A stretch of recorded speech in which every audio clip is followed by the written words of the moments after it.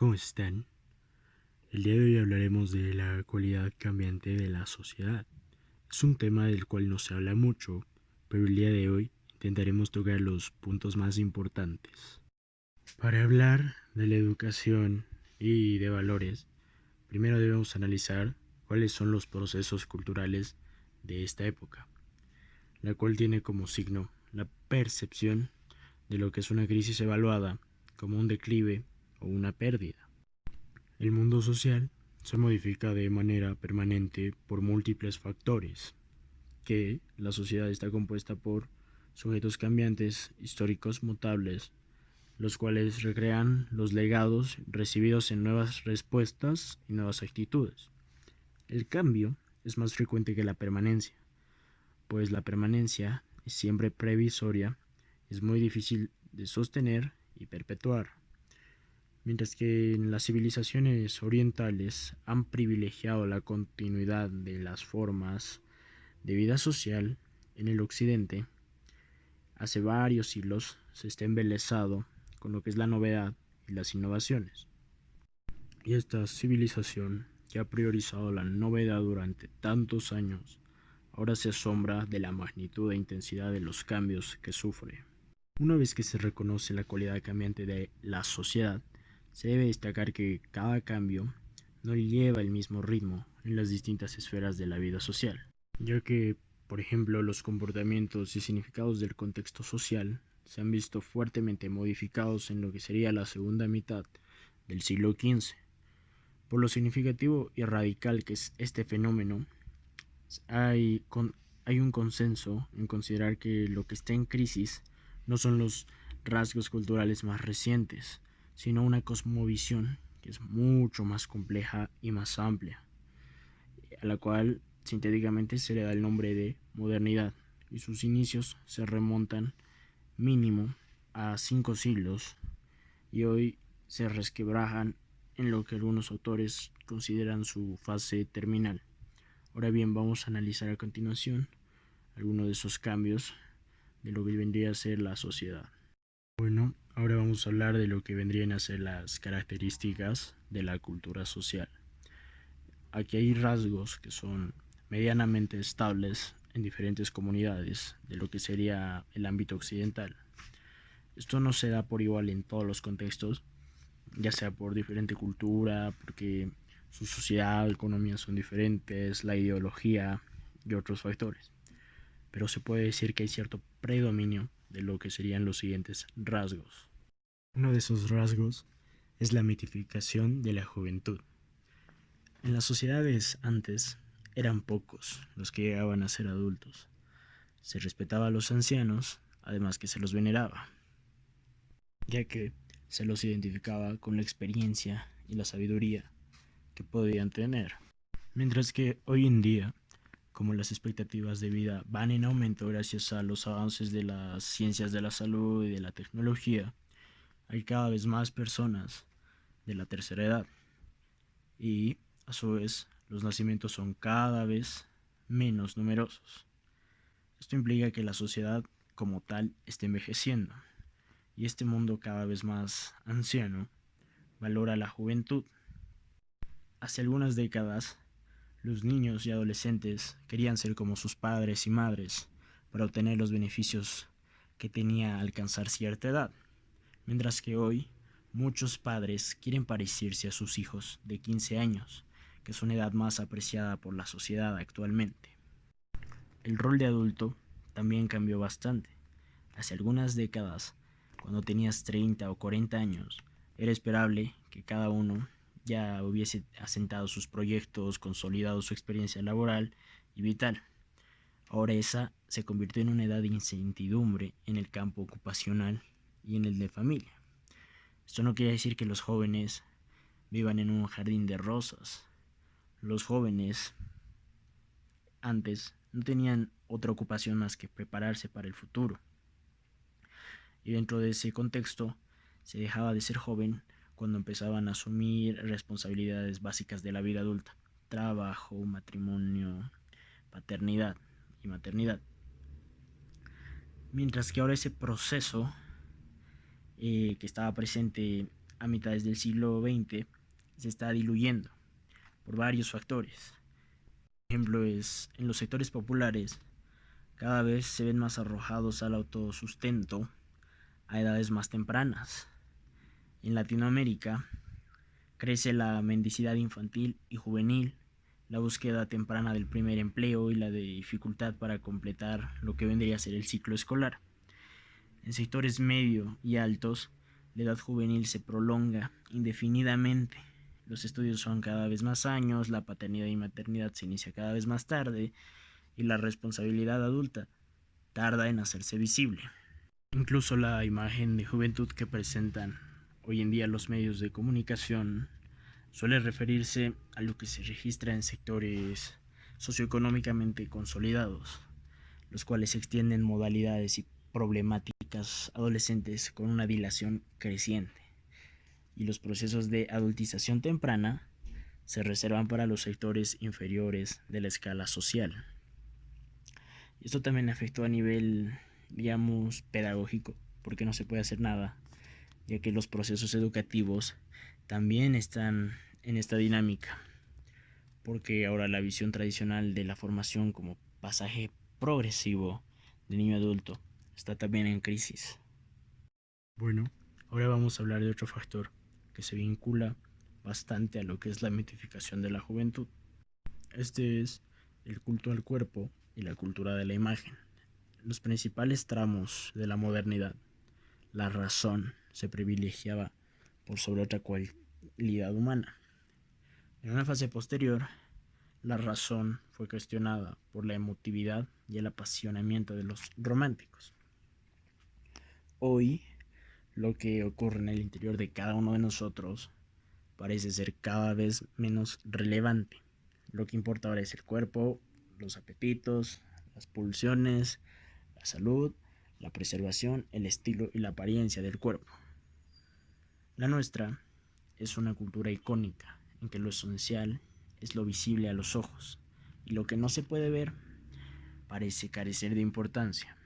Y cualquier herramienta que quieras usar para ocultar los signos del paso del tiempo sobre el cuerpo parece ser válida. Hay una frase que podría englobar todo este tema, que sería: dime cómo luces y te diré quién eres.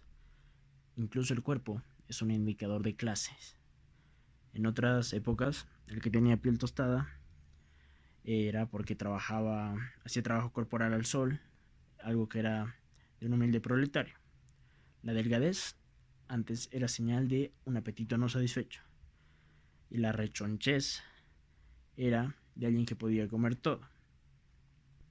Ahora, el culto al cuerpo parece que se rige por lo esbelto que está uno cuando muestra sus músculos trabajados, porque muestra que se alimenta de modo balanceado y tiene tiempo para ir a un gimnasio o contratar a un entrenador privado. Esta atención que se presta ahora a los procesos corporales hace que nos olvidemos poco a poco de las emociones y la sensibilidad, de la preeminencia dada a la razón por sobre el deseo. Esto llega a afectar incluso en factores escolares. Un cuerpo en el que la sensibilidad, la belleza y el movimiento no están sujetos a la razón, sino que la doblegan, no puede menos que cuestionar las bases de la educación que se imparte en las escuelas. Sí está bien que hoy en día se cuide el cuerpo y todo, pero no debemos olvidarnos que también hay factores internos, cosas dentro de una persona, que son incluso más importantes que cómo te ves.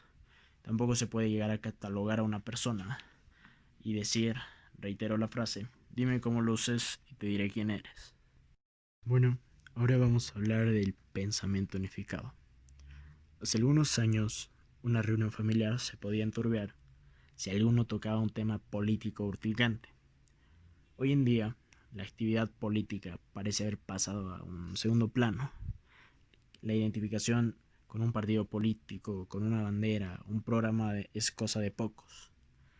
Y varios de esos pocos suelen fanatizar, se vuelven fanáticos de eso.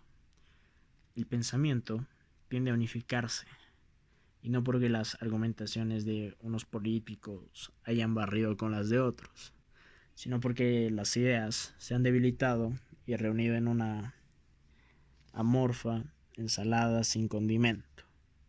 La razón política cede su espacio a la voz de lo que serían técnicos, que entre comillas saben cómo hacer lo que los políticos antes solo declamaban.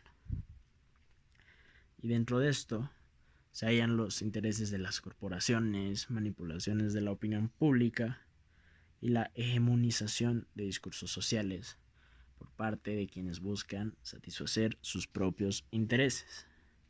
Esta es una era en la que no hace falta dar cuenta de por qué se dice lo que se dice, se elige lo que se elige o se hace lo que se hace. Incluso en las escuelas, los jóvenes apuestan cada vez menos a que una política pueda ser una herramienta de transformación de la realidad. Esto también se puede ver porque muchos docentes, por ejemplo antes, hace algunas décadas, en las aulas decían: el mundo en el que vivimos es injusto y no nos gusta, cambiémoslo. Mientras que hoy en día parece que se dice: el mundo es injusto y no nos gusta, desentendámoslo, desentendámonos de él y que nos importa. Sin embargo, la pérdida de prestigio de esta política no necesariamente significa despolitización de la cultura social, ya que en este escenario surge también la expresión derechos humanos como patrón de medida de situaciones públicas y privadas. Lo que en otros tiempos era usual entre comillas vamos a decir, no lo mismo que correcto, ahora es intolerable. Persecuciones raciales, maltrato infantil y discriminación hacia la mujer. Y cada vez es más usual que sucedan movilizaciones sociales para denunciar estos atropellos, reivindicar los límites establecidos, detener lo que a todas luces contradice la cultura democrática del Occidente. Esto, frente a partidos políticos bastante débiles y desdibujados, hace que emerjan nuevos actores sociales, que presentan demandas específicas en lo que sería defensa del ambiente, de los derechos de los usuarios y consumidores, de la igualdad real entre géneros. Y lo que hacen estos movimientos alternativos no es pretender arribar al poder político como piensan algunos, sino que quieren voltear las decisiones a favor de lo que le preocupa a cada uno de ellos, que si lo pensamos bien sí son cosas importantes, ¿no? Igualdad de género, evitar el maltrato infantil y las persecuciones sociales. Y muchas veces lo hacen a través de campañas creativas y eficaces. Utilizan medios tecnológicos, arte popular, movilización barrial, el anuncio boca a boca, etcétera. Algo que hay que destacar es que la política no muere, solo trastoca sus modos y su imagen. Bueno, vamos a hablar de otro rasgo de la cultura actual, la diversidad. Excepto en países como Islandia o Corea, donde aún mantiene una homogeneidad considerable, en cada sociedad hay grupos provenientes de tradiciones culturales diferentes que conviven. Las sociedades actuales son multiculturales por la presencia de grupos diferentes que interactúan y por el ingreso mediático de otros códigos de conducta y de pensamiento provenientes de diversos sitios del planeta. Desde el final del medievo se han dado movimientos migratorios significativos con multiplicidad de relaciones interculturales. Un ejemplo claro es la conquista de América, porque para europeos y nativos significaba el descubrimiento del otro.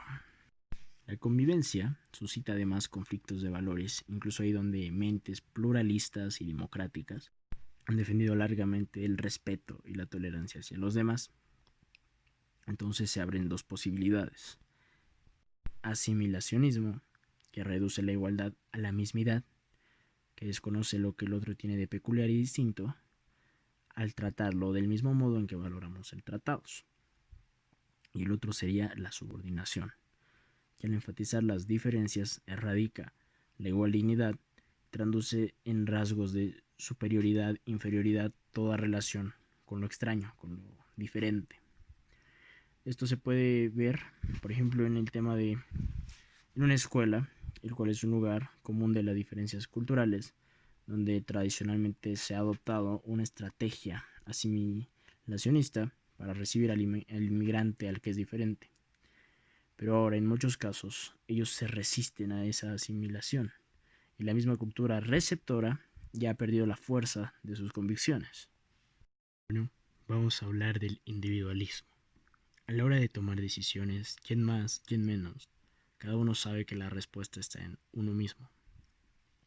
Antiguamente, las decisiones relevantes como casarte, elegir una profesión, adoptar un niño, mudarte de barrio, eran temas en los que los parientes podían intervenir.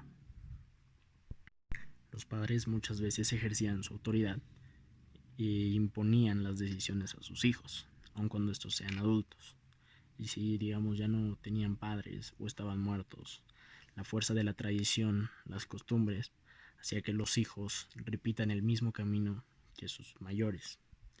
Este peso de las tradiciones dejaba escasos resquicios a la iniciativa individual.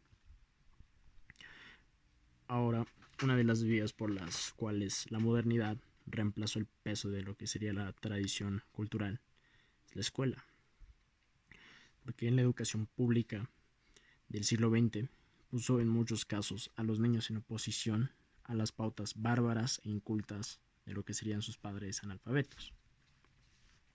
Permitió que se abran puertas a las expectativas de los padres, y así la tradición cultural familiar y la acción civilizadora de la escuela, ya sea juntas o separadas, convergentes o enfrentadas, armaban un escenario de elecciones personales.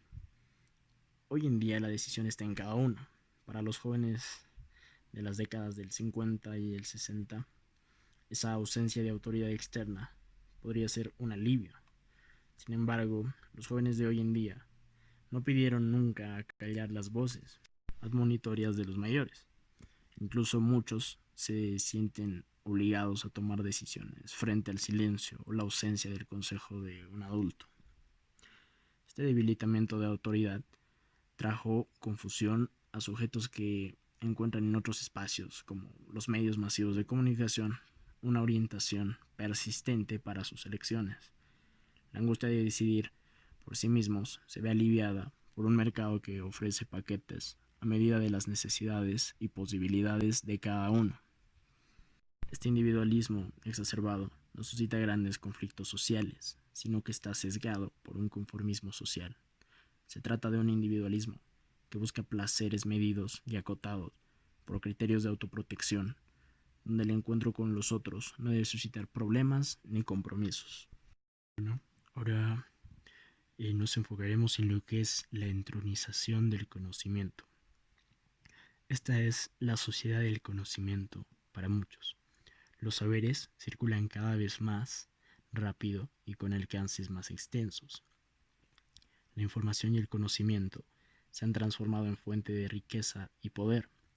Si bien en otros tiempos era poderoso quien poseía metales preciosos o grandes extensiones de tierra, ahora es el saber el que divide aguas.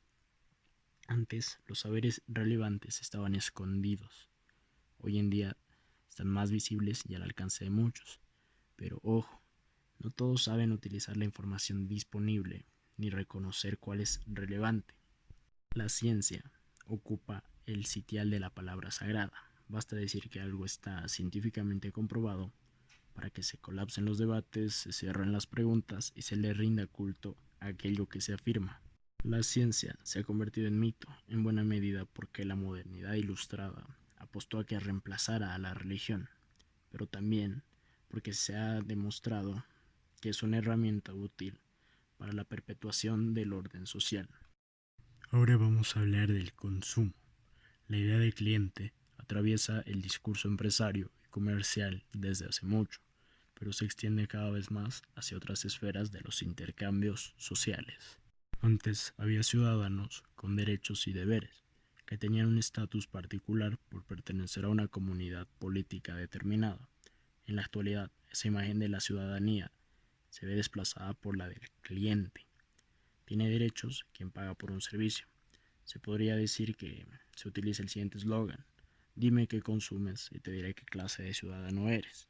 Quien es cliente puede elegir entre varias ofertas, y quien ofrece tiene que maximizar sus potencialidades para retener la elección del cliente. Normas de convivencia también se ven reemplazadas por negociaciones pragmáticas, en las que la legitimidad se sustenta en la conformidad que dan las partes, independientemente de que esas partes puedan ubicarse en escalones muy distantes de poder. Si un rico empresario acuerda salarios miserables con trabajadores inmigrantes ilegales y estos lo aceptan, entonces muchos suponen que está bien. Son las nuevas reglas de juego en la moralidad social, que sustituyen normas morales por reglas del libre mercado. Bien, ahora vamos a hablar de la incertidumbre por el futuro. Cada sociedad tiene un sentido social del tiempo, pero ¿cómo ha evolucionado la experiencia socio-cultural del tiempo?